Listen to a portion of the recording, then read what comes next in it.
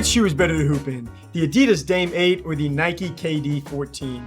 Today we're putting the most recent signature shoes from Damian Lillard and Kevin Durant's lines head to head to see how they compare. But really quick, if this is your first time checking us out, feel free to drop a follow or subscribe wherever you're watching and give this video a like. We would greatly appreciate that. So taking a quick look at the box and the price, the Dame 8s get a pretty sweet box. This was actually the first pair to release, so it came with a really cool boxing theme that's going to also show up on the shoes. You know, I haven't gotten really any of this other colorways for this Dame 8, so they probably did simplify the box after this model. But looking at the KD14s, I mean, this is just a really simple box just by itself. You're going to get a black box with this player logo kind of blown up on top. Not really much to speak of there. And as for pricing, the Dame 8s did jump up $10 from last year, and they now retail for $120, which still isn't a bad price at all. That is going to be noticeably cheaper than the KD14s, retailing for $150. But keep in mind, KD is nearly doubling Dame's number of shoes released right now at 8 compared to 14. That is going to be part of it. But you know, even $150 is still pretty middle of the pack as far as pricing. So checking out the appearance for these shoes and starting off with the colorways, today we have the Adidas Dame 8 Dame Time versus the Nike KD14 Ant Pearl. So looking at the Dame 8s first, these shoes are going to get that same boxing theme with the fourth quarter KO text that kind of shows up on the inside of the upper on that pull tab. But there were a few changes made to this year's model just as far as like the structure. You're going to get more of a curved design on the midsole compared to the wing design that they kind of had there on last year's Dame 7s. You know, over the past few years, Dame's line hasn't really changed a ton, but I do like the way that they've been looking, so it doesn't really, you know, bother me all that much.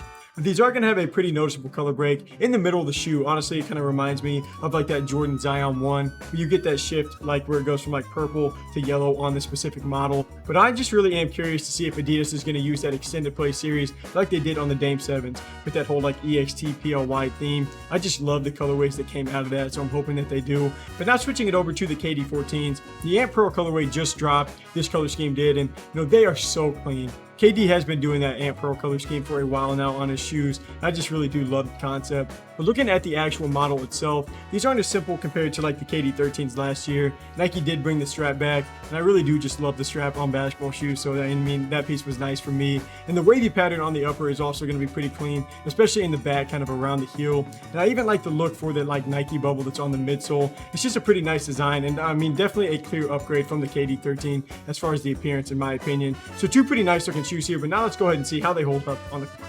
For the materials and the support, the Dame 8s have textiles covering the entire upper with a few TPU overlays in some different places. And on the back of the Dame 8s, you're also going to have a small Achilles pillow that I honestly didn't really notice much while I was playing in these, but it is there. You know, for $120, the materials aren't going to be anything premium, but I still haven't had an issue in these playing in these so far.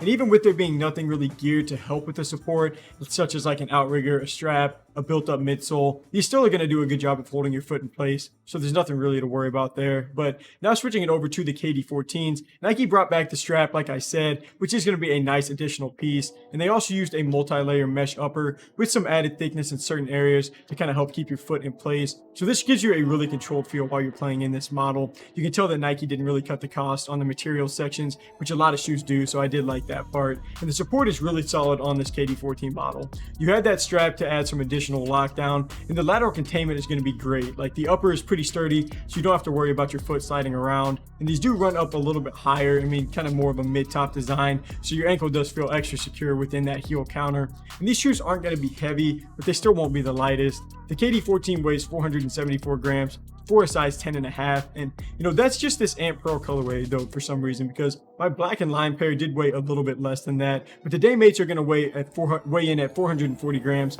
for the same size, so pretty comparable between these two shoes, close enough to where I don't really feel a difference.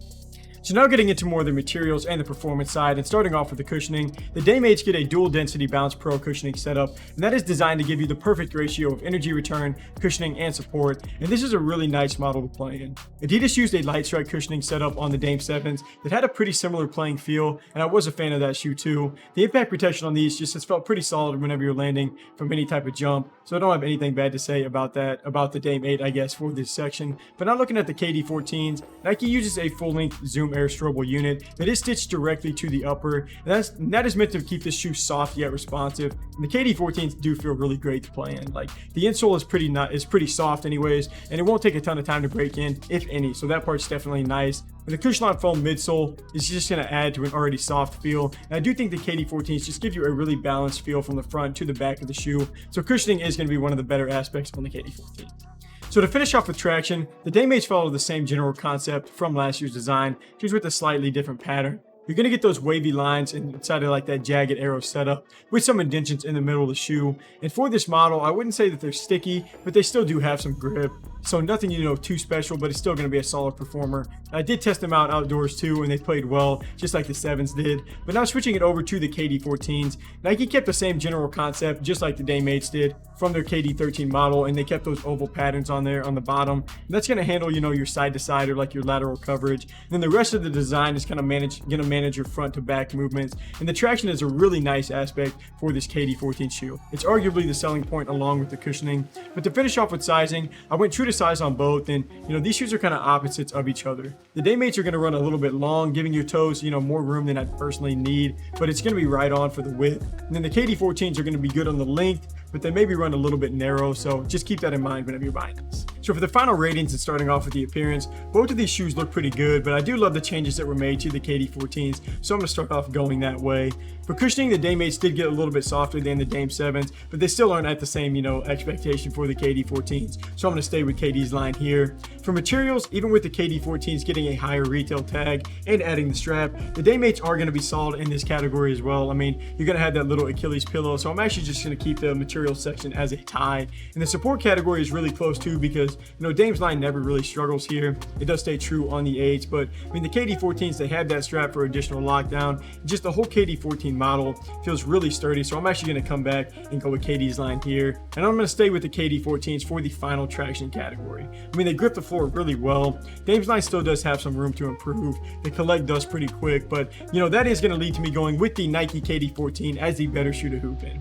And they actually made my top 5 performance shoes to hoop in last year. I just think this is a really well-balanced shoe, and just a design that doesn't really lag in any category. The Dame 8s, they are still a good shoe to hoop in, with the cushioning probably being the highlight, but it is going to be a little worse compared to the KD14 in most of these categories. Thank you guys for taking some time to watch. If you want to buy the Nike KD14, just click here on screen or check out the links down below or in our bio to buy both pairs. But until next review, I'm Landon from Shoewear. Peace.